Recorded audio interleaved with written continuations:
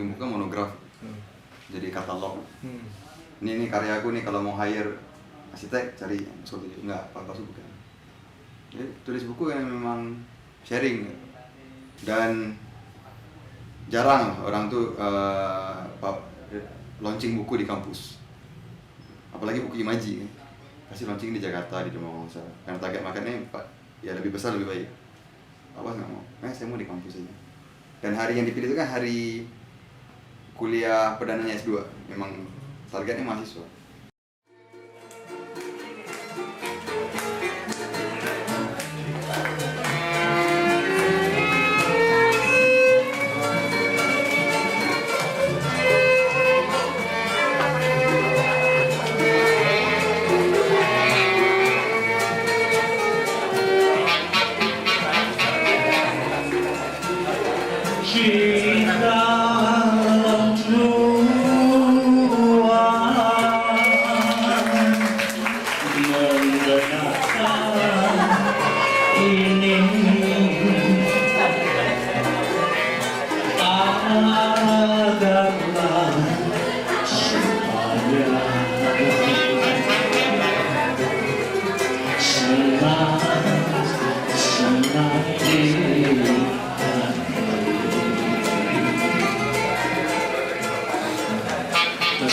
Senior saya yang terhormat, yang saya idolakan, kita sambut Pak Yuswadi Saria.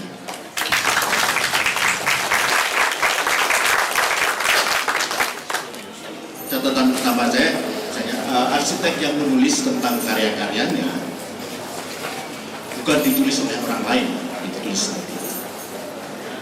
selalu menjadi berita penting. Jadi Pak Bas menerangkan satu kenapa saya berbuat ini. Kenapa begini? Hasil dari renungannya belum tentu saya sanksi bahwa pada waktu dia bisa sudah merancang itu. Baru kemudian, oh ya tadi itu saya begini. Dan ini saya beri catatan tadi, karya-karya yang bukan ditulis orang lain ya.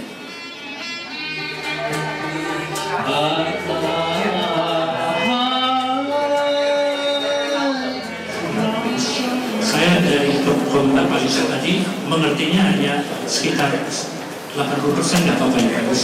Yang lain saya tidak mengerti. Agar hati rindu menjadilah semangat. Pertama kali juga senior saya ini yang mengajak saya untuk berkenalan dengan networking di ladies and gentlemen, mari kita sambut senior saya Pak Muhammad Danis Pom.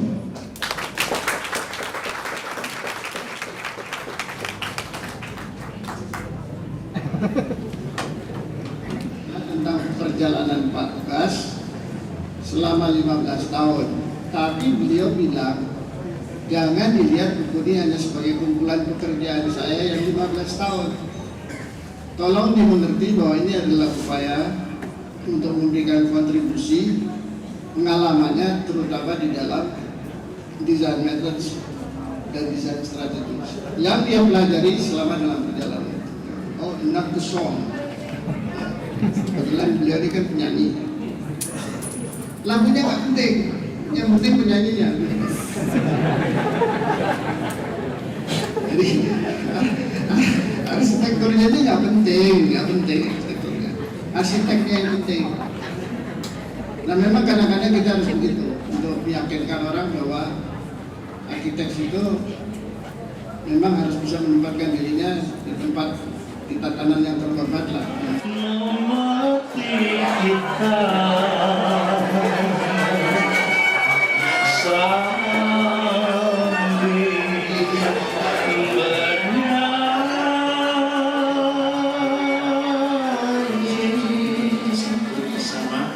Saya dari dulu adalah murid saya, sekarang arsitek terkenal, Ridwan Kamil. Saya serahkan mic. Zaman dulu nggak ada perpustakaan, bukunya Saya masih ingat Paul Rudolph lagi Pak, yang sampulnya sudah rusak, saking sering dipinjamnya oleh Indah oleh saya gitu kan. Sampai akhirnya ke perpus karena bukunya itu aja, 50% baca buku, 50% menggosip. Pak Baskoro itu karena mungkin penyanyi ya, cenderung puitis.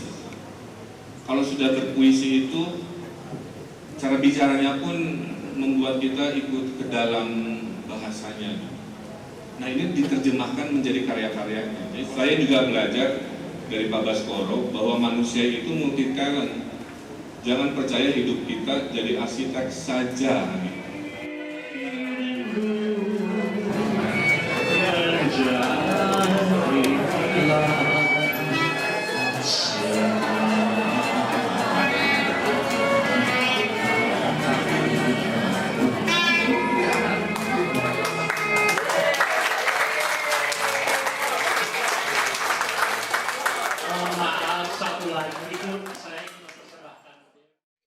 Nah, ini foto waktu saya baru lahir. Ini untuk menunjukkan bahwa di keluarga saya dulu itu saya memang anak pertama. Terus orang tua saya tinggal di rumah ini dulu, dan di sini fotonya hitam putih ya. Ini barang-barangnya masih ada loh di Semarang yang disimpan di rumah adik saya ya di Semarang. Jadi saya masih bisa lihat radionya, terus bufetnya, lemarinya. Ternyata bapak saya dulu itu adalah wartawan dan suka mengumpulkan buku-buku seperti yang saya lakukan sekarang. Jadi buku-buku kita lihat di foto hitam putih ini ya, bukunya ada banyak sekali ya. Dan itu adik-adik saya yang masih kecil-kecil, saya yang paling pakai baju putih-putih itu. Ya. Saya masih ingat itu bajunya putih itu. Ini panas saya kelihatan nggak di situ Pak Firman? Panas saya kelihatan nggak ini kalau saya menunjukkan baju putih ini? Kelihatan? Harusnya diklik dulu Pak, nanti muncul oh ya sudah. Seperti kalau gitu, tulisan ya, yang ini ya Pak. Teman-teman mahasiswa, ini agak ada kendala bahwa gambar-gambar ini dipasang dari Pak Firman, jadi tidak di tempat saya, jadi ada kendala sedikit, tapi nggak apa-apa ya. Nah, pada waktu saya SD, sekolah dasar itu saya punya hobi main drama. Bukan drama Korea ya, tapi main drama. Jadi coba lihat next selanjutnya. Ini foto waktu saya main drama. Jadi saya sering sekali main drama di sekolah waktu SD. Karena main drama ini saya senang sekali latihan, terutama menghafal storytelling-nya. Arsitek itu mungkin sangat perlu untuk mempelajari storytelling ya adik-adik mahasiswa. Kalau kamu sekarang juga storytelling ini sangat penting untuk presentasi di tugas akhir atau di presentasi di studio, bahwa storytelling seperti di drama ini itu harus dihafal dan harus dilatih ya, supaya seringkali presentasi itu dibatasi 10 menit, maka kita harus tetap benar-benar latihan untuk mengatur 10 menit itu storytelling itu kita selesai ya. Ini saya latih di drama. Next. Jadi pada waktu SMP saya itu ikut paling senang adalah pelajaran menyanyi, sehingga saya les olah vokal, kemudian pas ikut dalam kejuaraan saya sering menjuarai kompetisi vokal ya. Kompetisi vokal ya lumayanlah Semarang aja, tetapi saya yang paling nomor 2 dari kiri itu ya. masih SMP, lulus SD ya. Terus next-nya apa Pak Firman? Pada waktu itu karena saya sudah dikenal juga sebagai apa ya, duta pelajar atau pelajar teladan Jawa Tengah waktu itu ya. Jadi saya sering ditanya tentunya cita-cita apa. Waktu itu memang saya belum tahu arsitek atau belum mengenal arsitektur ya. Jadi jawaban saya waktu itu ya insinyur ya, ingin jadi insinyur tapi insinyur yang merancang bangunan. Saya belum sebut arsitek ya. Jadi insinyur tapi yang merancang, mendesain bangunan-bangunan. Akhirnya wartawannya itu juga mungkin tidak tahu apa itu arsitek, sehingga dia menuliskan insinyur bangunan. Ya. Maksud saya adalah sebetulnya arsitek. Kenapa saya ingin jadi arsitek? Karena waktu itu tetangga saya itu ada 2 arsitek, yaitu tetangga di depan rumah itu lulusan ITB, itu arsitek lulusan arsitektur ITB, juga tetangga seberang sana itu Profesor Siddhartha itu adalah arsitek pengajar di Undip. Ya, jadi saya sering ngintip mereka-mereka yang sedang menggambar di rumahnya, ada meja gambar sampai malam, sehingga saya ingin jadi arsitek itu gara-gara ada 2 tetangga saya yang arsitek. Tapi kakak sepupu saya juga ada 2 yang arsitek. Ya, bersekolah di arsitektur Undip. Next-nya Bapak.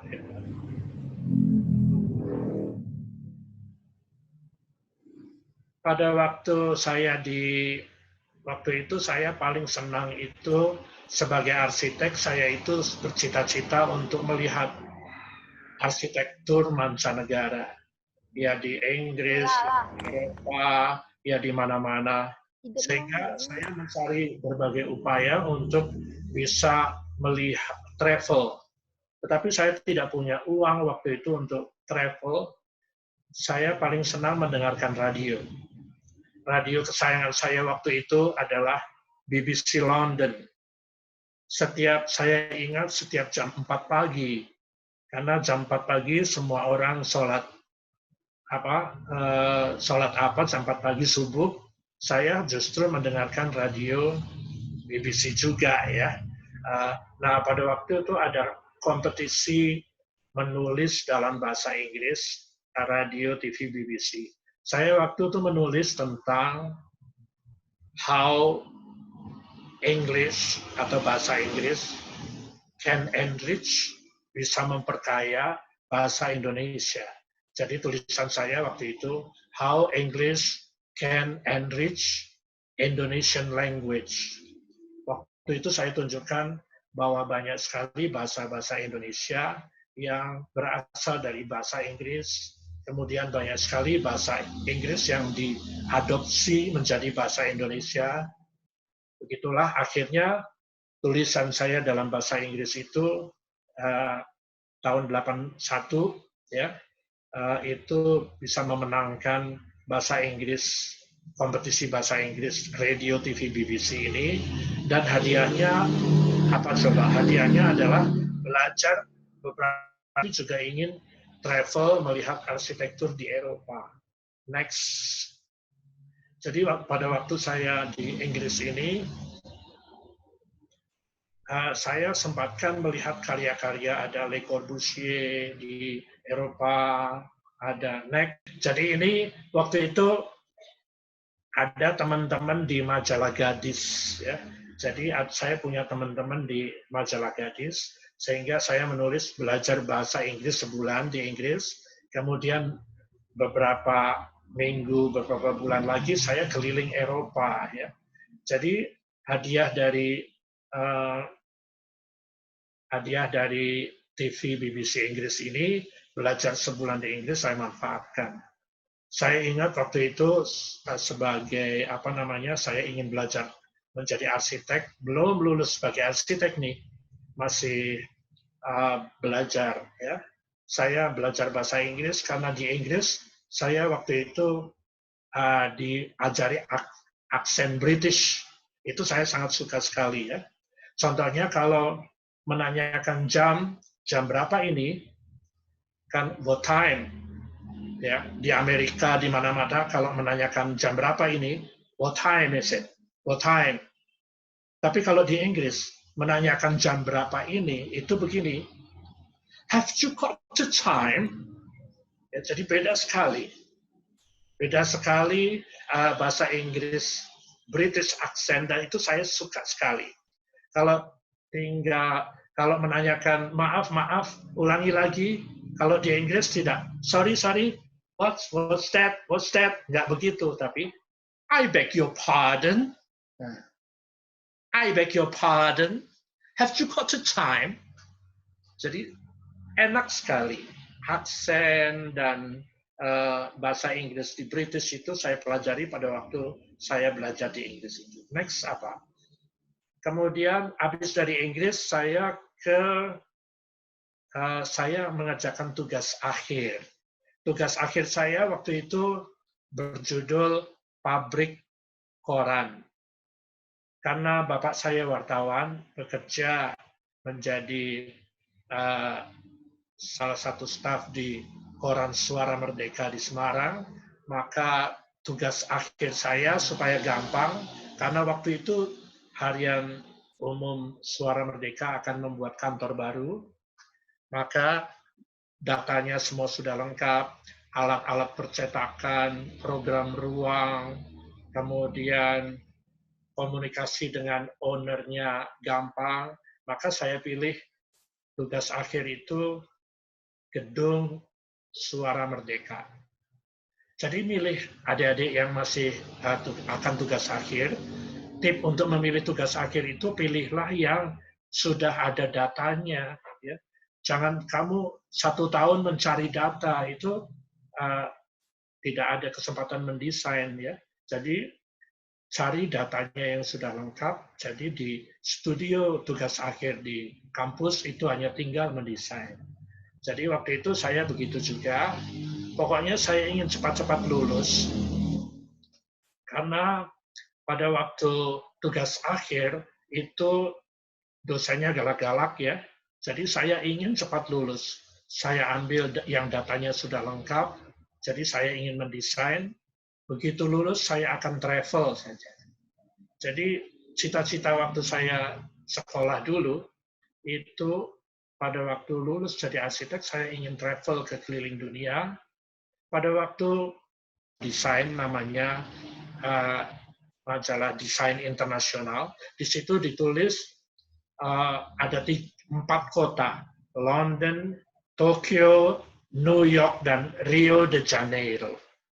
Jadi saya diilhami oleh majalah International Design itu, saya ingin ke 4 kota ini kalau lulus. Ya, alhamdulillah London saya sudah ya dengan mendapatkan beasiswa dari BBC itu. Kemudian saya ingin ke New York, ingin ke Tokyo, dan ingin ke Rio de Janeiro. Begitu untuk melihat belajar arsitektur di dunia. Pada waktu tugas akhir ini saya ingin cepat lulus saja, dan akhirnya lulus dengan mendapatkan nilai B. Ya karena saya tidak sempat explore desain banyak begitu ya desainnya seperti ini. Next, akhirnya saya lulus, dan yang pertama kali saya ingin setelah lulus adalah ingin ke 1 dari 4 kota tadi. London sudah, New York. Nah, saya pengen ke New York nih. Gimana caranya supaya saya ingin ke New York?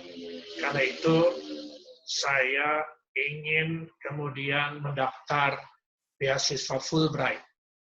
Karena Fulbright ini beasiswa dari Kedutaan Amerika, sampai sekarang masih. Jadi kalau adik-adik ingin ke Amerika, cobalah apply beasiswa Fulbright. Itu bisa ke sekolah di Amerika. Waktu itu saya ingin ke kota New York, maka saya pilih sebuah program di New York, yaitu namanya Environment Behavior Studies, sebuah studi yang mempelajari tentang hubungan perilaku dan lingkungan.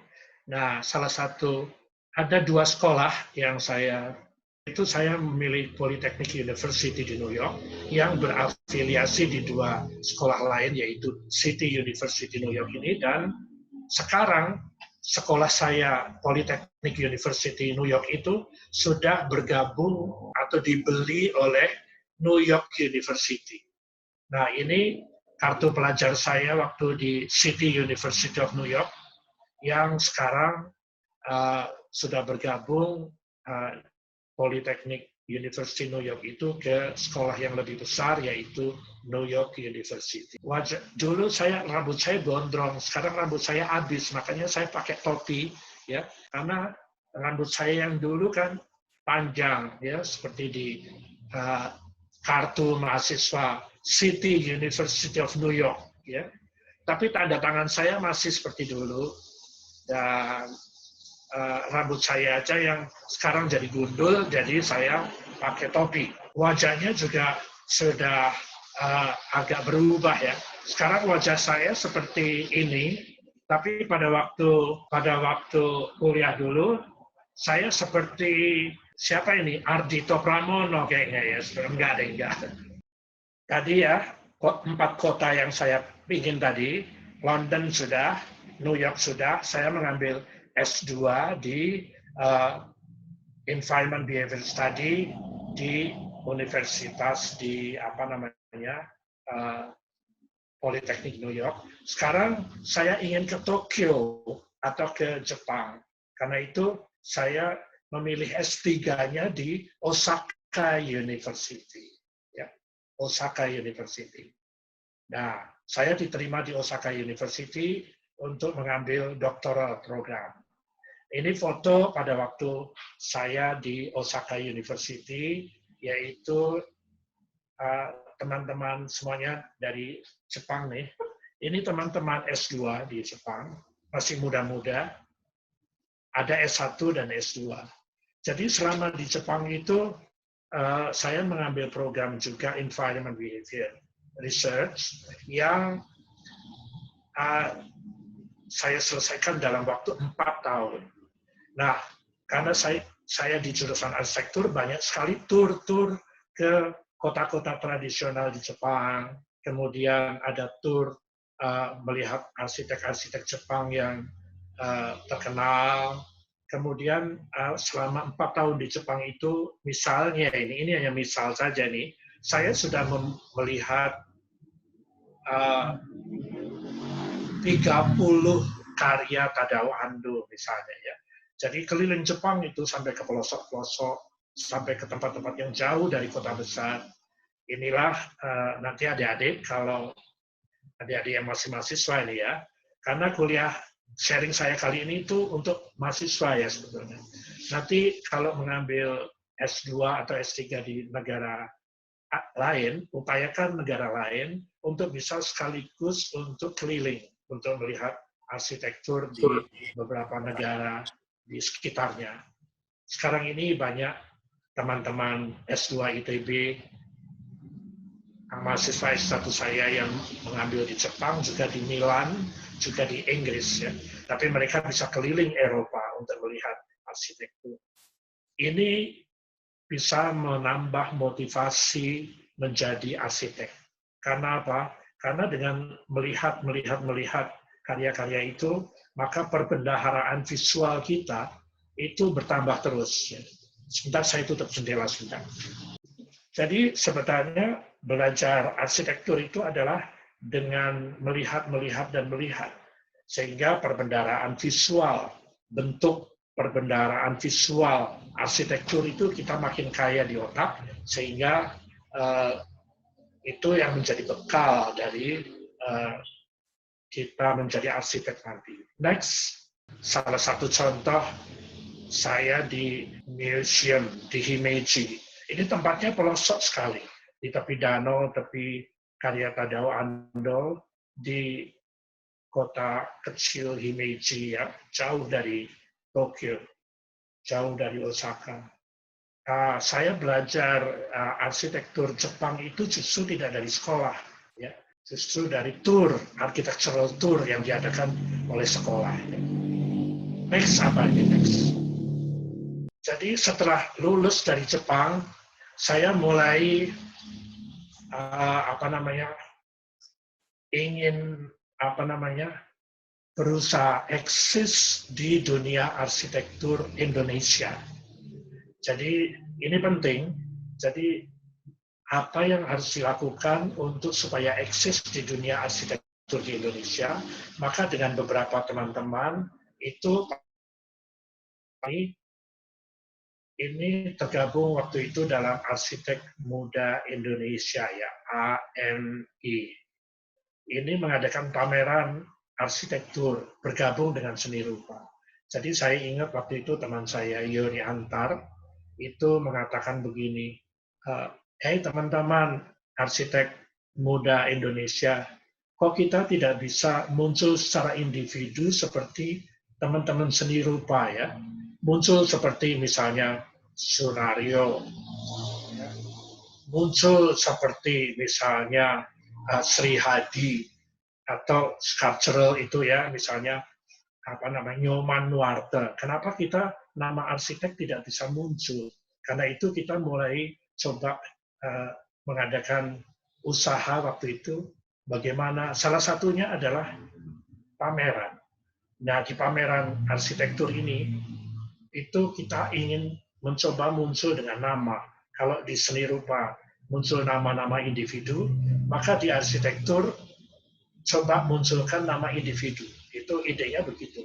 Akhirnya kita pameran di Monas waktu itu tahun Juni 95, di Monumen Nasional. Di bawahnya itu kan ada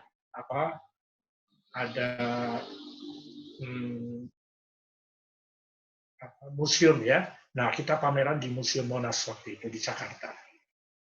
Next, setelah pameran itu, maka nama-nama kita jadi terkenal. Jadi nama-nama secara individu itu terkenal, dan saya ingat beberapa proyek, beberapa teman-teman yang ikut pameran di sini, arsitek muda Indonesia ini, kemudian mendapatkan pekerjaan di mana-mana karena nama mereka kemudian dikenal. Kemudian akhirnya tahun 99 kita mengadakan lagi pameran untuk lebih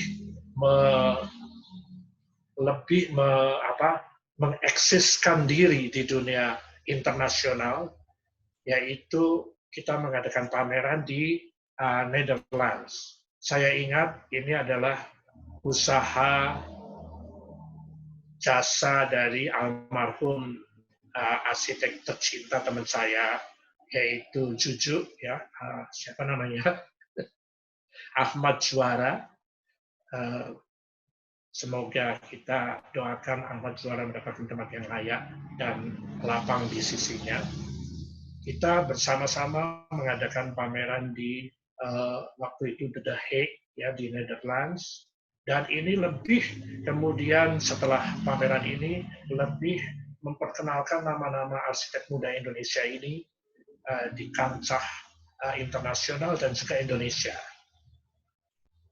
Ini kebetulan yang saya pamerkan dulu adalah Selesar Sunario, yang kemudian karena berbagai pameran ini kemudian terbangun dan kemudian diresmikan.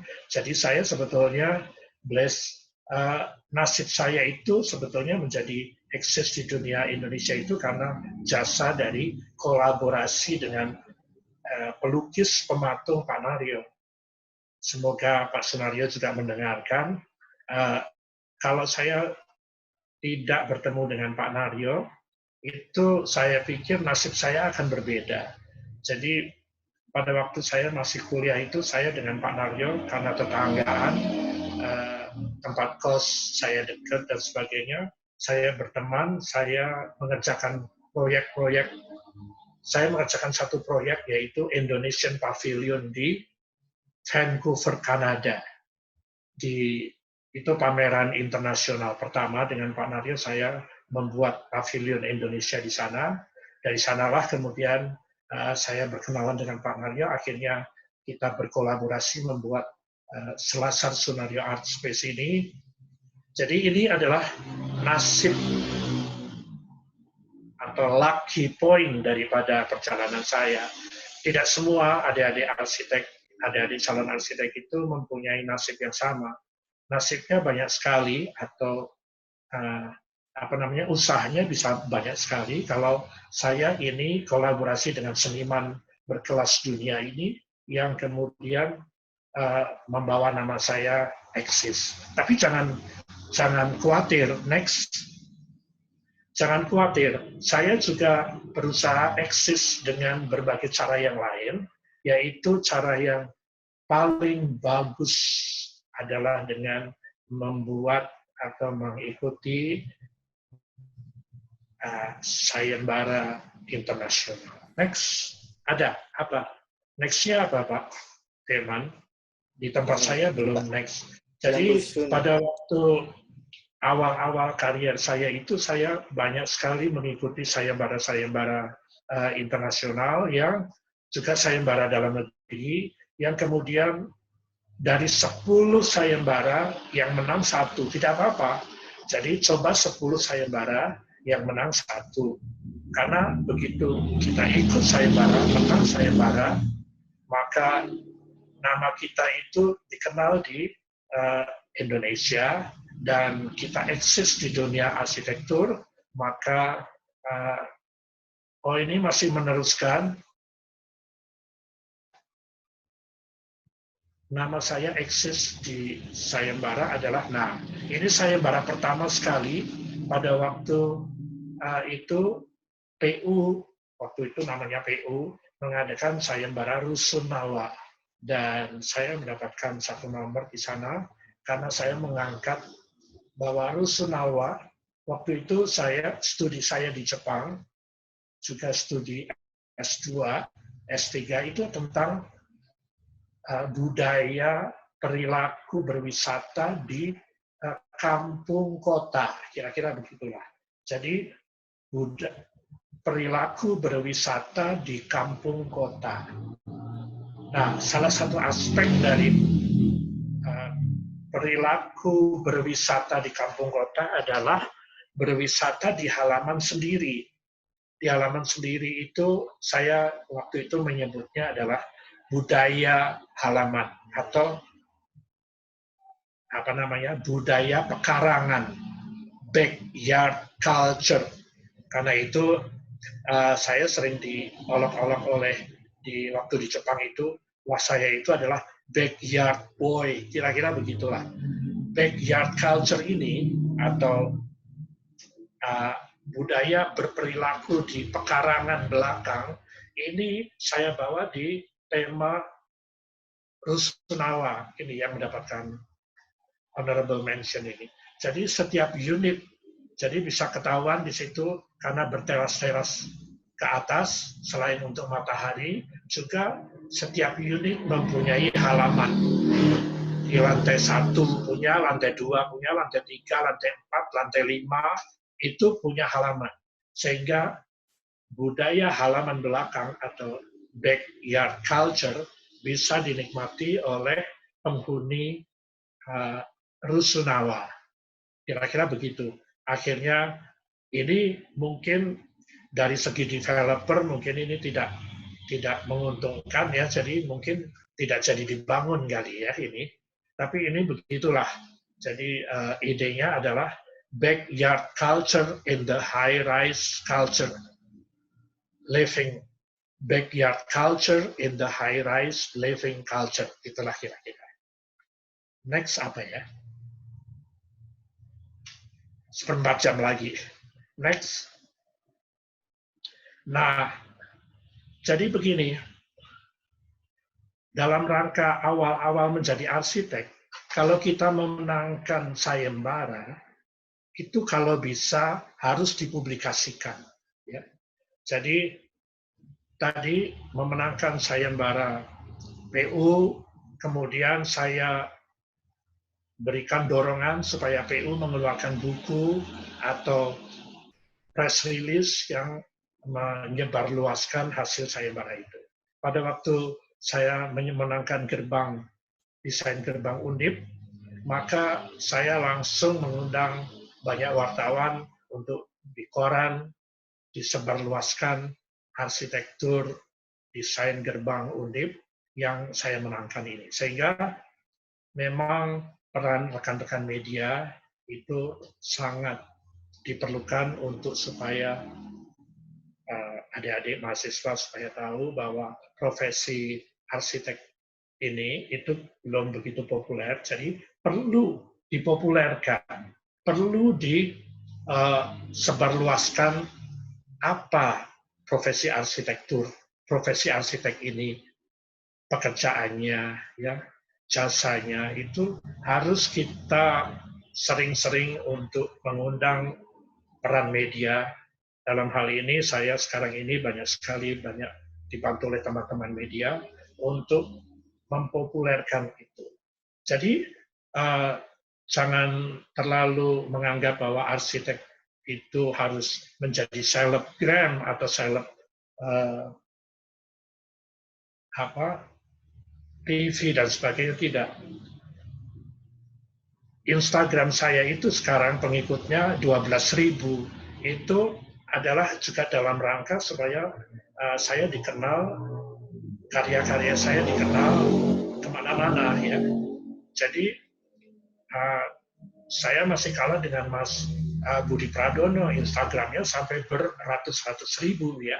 Tapi Instagram saya pengikutnya, followernya 12.000, lumayan lah, ya, untuk seorang arsitek mungkin itu lumayan. Next apa ini, ya?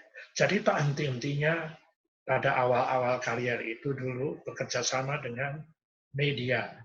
Media itu tidak hanya Instagram atau tidak hanya koran, tapi juga ini media apa ya ini, ya? Oh, Kompas, Minggu bisa, atau apalah. Jadi pada waktu saya merancang perpustakaan proklamator di Blitar, maka sekarang ini menjadi objek wisata yang paling menarik di Jawa Timur menurut saya. Karena apa? Karena setahun itu, menurut data waktu itu sebelum pandemi itu, dikunjungi 350.000 setahun. Ya, bayangkan. Ya, karena ini letaknya di samping makam proklamator Bung Karno, ya. Jadi sekalian nebeng terkenal gitu. Nah, saya sebagai arsitek juga tidak mau tinggal diam untuk ikut nebeng. Di perpustakaan proklamator ini ada sebuah prasasti yang ditempel yang tertulis nama arsiteknya, yaitu 2 orang nama arsiteknya, ya, dari ITB, saya, dan dari seni rupa interior designer, ya, Pak Pri, ya, Pribadi Widodo, itu tertulis di sana sebagai 2 orang arsitek yang menangani ini. Jadi jangan segan-segan adik-adik untuk sekarang berlomba-lomba menggunakan media untuk bisa eksis di dunia perarsitekturan. Next-nya apa ya ini, ya? Next-nya. Jadi pertanyaannya kan tadi awal-awal karier menjadi arsitek itu bagaimana? Itu pertanyaan banyak mahasiswa yang saya terima. Maka seri sharing kali ini adalah judulnya memang awal-awal menjadi arsitek. Jadi itu pertama adalah kita mengadakan banyak pameran, kemudian kita mengadakan banyak publikasi di koran, media-media publikasi, kemudian juga kita banyak mengadakan open house, ya. Jadi ini salah satu rumah yang saya rancang di Setrasari di Bandung. Maka ini pada waktu open house saya undang berbagai pihak, dan ada yang menulis pasti di majalah, di koran, ya, waktu itu belum ada Instagram, tapi Facebook sudah ada, ya. Next-nya apa ya? Next. Jadi perbanyaklah kemudian terbangun, maka sebelum karya itu dihuni oleh ownernya, maka kita mengadakan selamatan arsitektural. Apa itu selamatan arsitektural? Jadi kita undang teman-teman arsitek, mahasiswa untuk next-nya apa ini ya? Jadi untuk mengapresiasi karya kita yang sudah jadi sebelum ada pemiliknya, dan sekaligus kita selamatan, ya. Sekaligus kita mengadakan upacara, presentasi mengenai konsep dan sebagainya. Misalnya ini ya, ini saya mengadakan open house untuk rumah di Dago Asri ini. Setelah itu berikan hadiah-hadiah dan sebagainya ya. Jadi sebagai arsitek itu kita perlu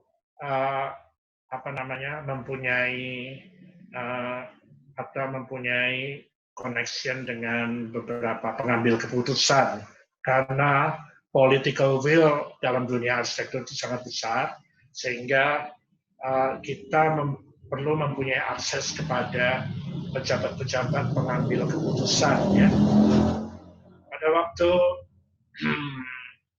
ini, monorail ini, pada waktu itu saya tidak aktif di dalam pengambilan keputusan, akhirnya saya tidak tahu, tiba-tiba monorailnya hilang, tidak. Dan sekarang kalau kita lihat di sepanjang Jalan Kuningan itu, tinggal monumen tiang-tiang monorail yang sudah jadi, tapi tinggal tiang-tiangnya saja kan. Nah ini seharusnya sebagai arsitek itu kita juga bisa ikut berperan menjadi suatu inisiator yang kemudian memberikan jalan keluar kepada banyak pihak untuk bisa sebuah proyek itu di-manage sehingga menjadi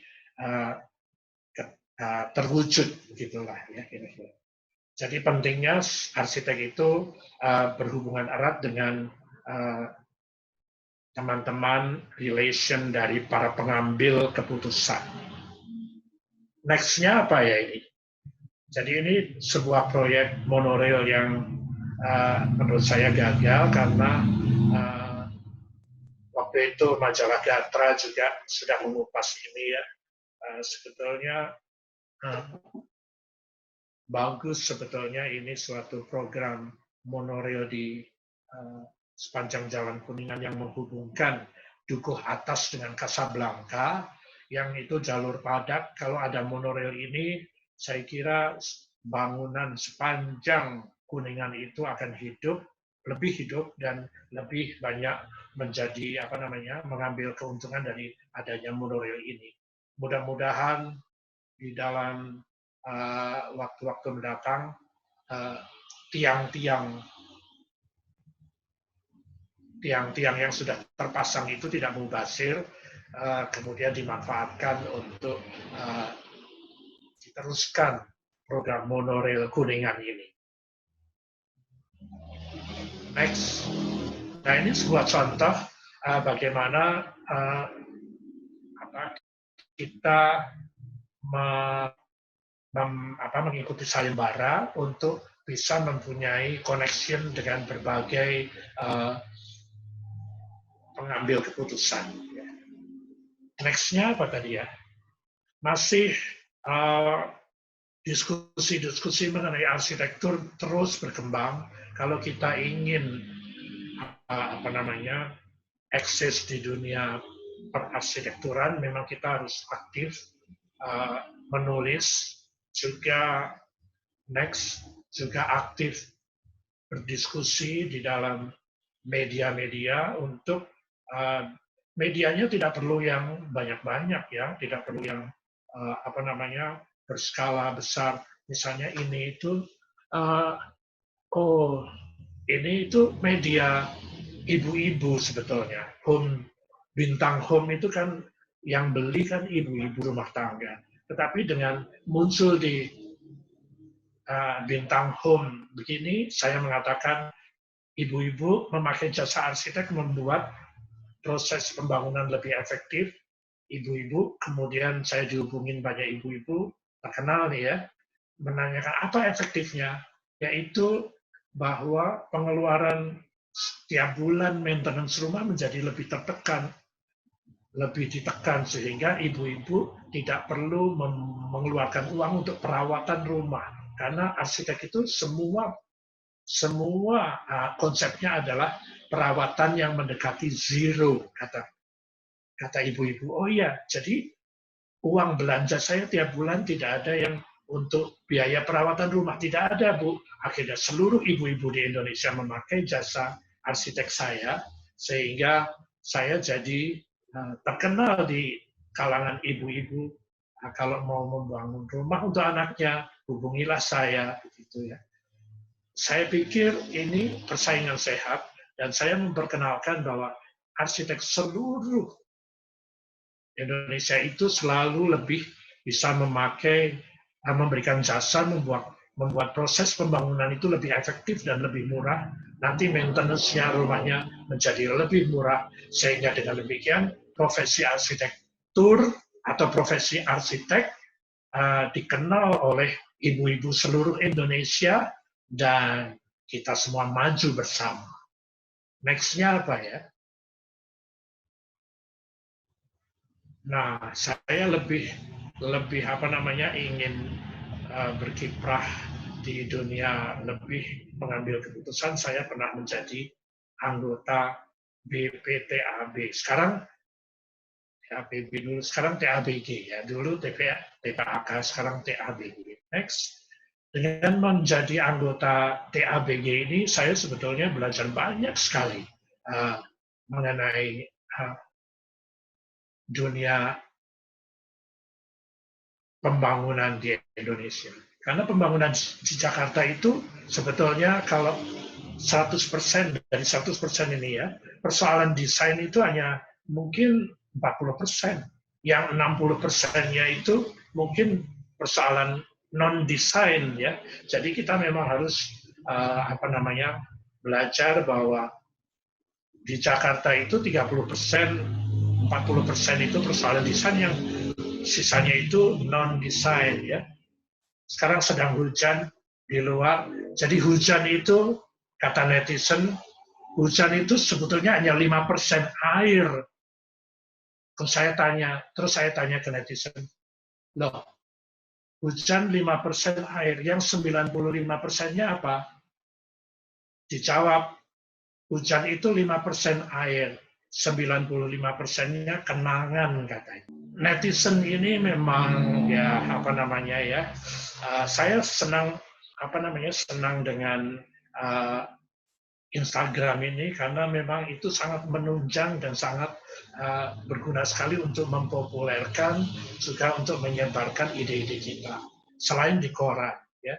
Sekarang koran-koran semacam ini sudah banyak ditinggalkan. Adik saya memimpin sebuah koran di Jawa Tengah juga.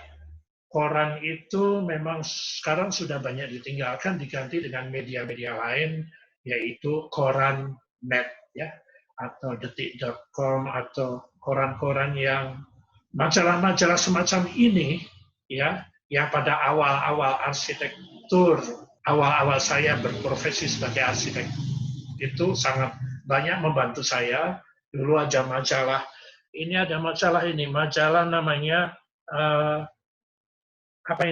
Housing Estate, majalah-majalah Matra, Housing Estate, Gardening, semuanya sekarang sudah punah. Sekarang majalah-majalah itu diganti dengan majalah-majalah yang lebih sophisticated, yang dirancang oleh Imaji ya.